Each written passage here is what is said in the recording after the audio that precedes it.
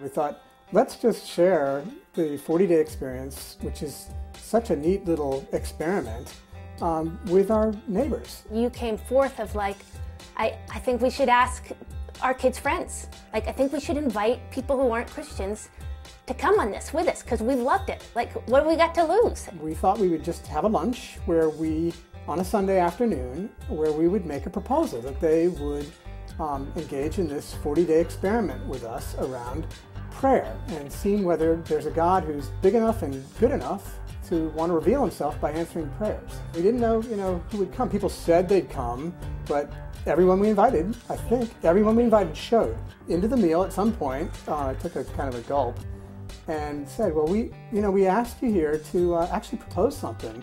And so we laid out this proposal that they would actually participate in the 40-day adventure that the church does by coming together to talk about the things they really would like to pray about and see if God would answer. Definitely the conversation stopped and there was a kind of awkward quiet for a moment, and I was so grateful that people were honest. I remember one woman saying, well, I don't know about being able to believe in a God who is good and answers prayers. I'm not sure I can really buy that, but well, I might consider it. And you did say, you guys don't have to do this. We're just inviting you to do it if you'd like to. We really love you, no matter what you say in response to this proposal. And to be able to release them, saying, again, we know you're our friends, so we're just inviting you to do this because we loved it, not because, and because we think it would be really cool to travel with you in this way.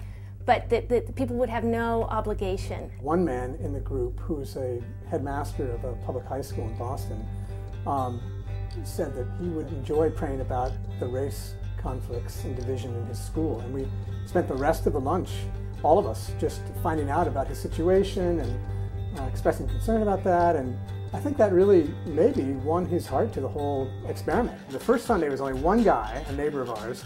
He just opened up his heart, and he's a relatively reserved guy. And so he just talked about the challenge for him of believing in God, given what had happened in his life. The next week, two people came, and one of them, a lawyer, just straight out said, this is all really foreign to me. I haven't really given much consideration to church and God, and I find it kind of fascinating that it is as significant as it is to you guys. And he began to kind of pose these questions like, how do you get to that kind of place where you actually can believe? People, brought to the table like a concern about justice, a concern about the city of Boston, and certainly a concern about their kids. Looking back in the journal does make me feel like, gosh, why wouldn't we do this again? Yes, this was another thing to schedule in the week or whatever, but it's like it balanced our week. We were just so connected to the fullness of our life. So what, we got 2 weeks? Yeah.